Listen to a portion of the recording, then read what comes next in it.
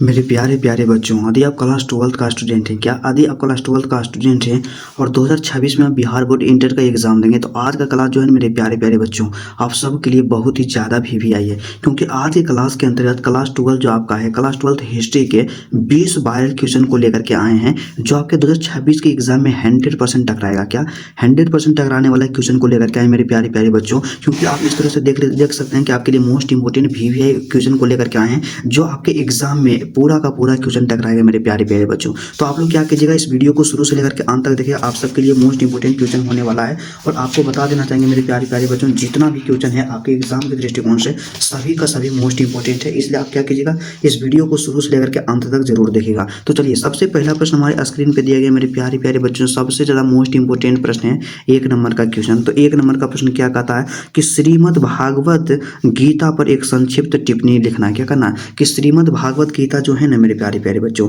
उस पर एक संक्षिप्त टिप्पणी लिखना है, काफ़ी ज़्यादा मोस्ट इंपोर्टेंट है। और उसके बाद हमारे पास दूसरा प्रश्न दिया गया 2 नंबर का प्रश्न है कि कलिंग युद्ध का अशोक पर क्या प्रभाव पड़ा मेरे प्यारे प्यारे बच्चों। क्या कलिंग युद्ध का अशोक पर क्या प्रभाव पड़ा, इसके बारे में लिखना। और सभी का सभी आपके एग्जाम के दृष्टिकोण से मोस्ट इंपोर्टेंट है और आपके 2 नंबर का क्वेश्चन पूछा जाएगा और 2 में से 2 नंबर आपको दिया जाएगा। और उसके बाद तीसरा प्रश्न हमारे स्क्रीन पे शो हो रहा है कि 1857 की क्रांति के क्या परिणाम हुए, उसके परिणाम को लिखना। और जितना भी आंसर देना है मेरे प्यारे प्यारे बच्चों, आपको यहाँ पे 40 से 30 शब्दों में ही आंसर देना है, इससे ज़्यादा शब्दों में आंसर नहीं देना है।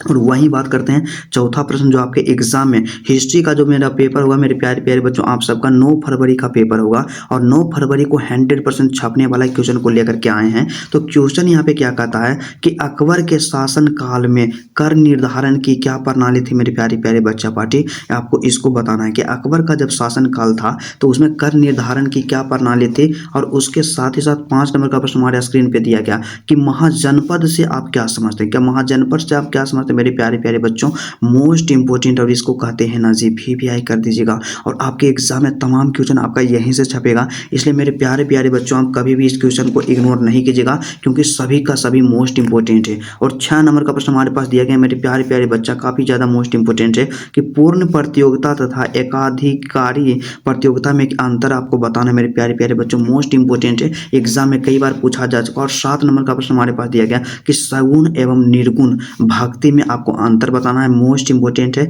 2026 एग्जाम के लिए। तो इन तमाम प्रश्न को आप जरूर पढ़ करके जाइएगा, आपको एग्जाम में एक भी क्वेश्चन आपसे नहीं छूटेगा मेरे प्यारे प्यारे बच्चा पार्टी। और उसके साथ ही साथ बात करते हैं ना जी, अगला जो क्वेश्चन हमारे पास दिया गया है काफ़ी ज़्यादा मोस्ट इंपोर्टेंट है, 8 नंबर का प्रश्न है कि हड़प्पा सभ्यता की जल निकासी का जो प्रणाली है उसकी क्या क्या विशेषताएं उसके बारे में लिखना है। और उसके बाद 9 नंबर का प्रश्न आपको तैयार करना है कि मुगल दरबार में अभिवादन जो था, अभिवादन के कौन से तरीके थे मेरे प्यारे बच्चों, काफ़ी ज़्यादा मोस्ट इंपोर्टेंट प्रश्न है। एग्जाम में इस तरह के प्रश्न कई बार पूछ लिए जाते हैं, तो कभी भी आपको इसको स्किप नहीं करना है। और 10 नंबर का प्रश्न हमारे पास दिया गया कि चंपारण सत्याग्रह क्या है, चंपारण सत्याग्रह पर एक संक्षिप्त आपको टिप्पणी लिखना है, मोस्ट इंपोर्टेंट और मल्टी वीवीआई क्वेश्चन है।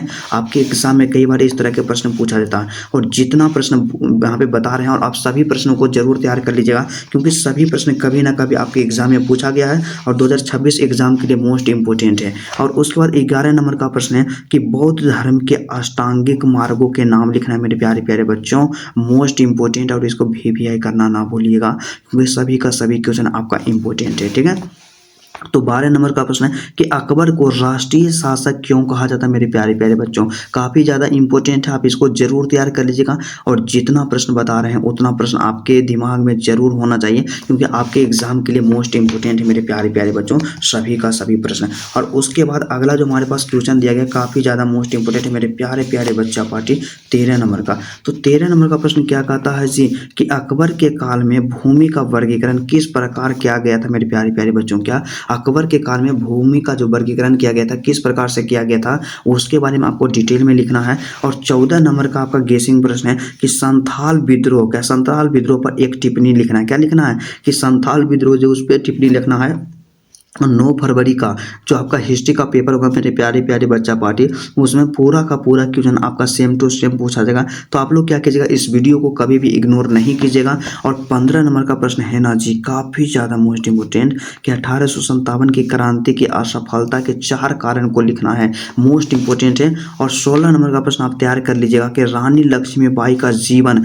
वृत्ति लिखेंगे। क्या करना है, रानी लक्ष्मीबाई के जीवन की वृत्ति लिखना है, मल्टी वीवीआई प्रश्न है। और उसके साथ ही साथ बात करते हैं मेरे प्यारे प्यारे बच्चा पार्टी, यहाँ पे नेक्स्ट प्रश्न जो हमारे पास 17 नंबर का दिया गया कि विश्व के 7 आश्चर्यों के नाम लिखना है। क्या करना है, विश्व के 7 आश्चर्य कौन कौन से हैं उसका नाम लिखना है। और 18 नंबर का प्रश्न हमारे पास है कि मुगल दरबार में अभिवादन के तरीके, क्या मुगल दरबार में अभिवादन के तरीकों का उल्लेख करना है मेरे प्यारे प्यारे बच्चों।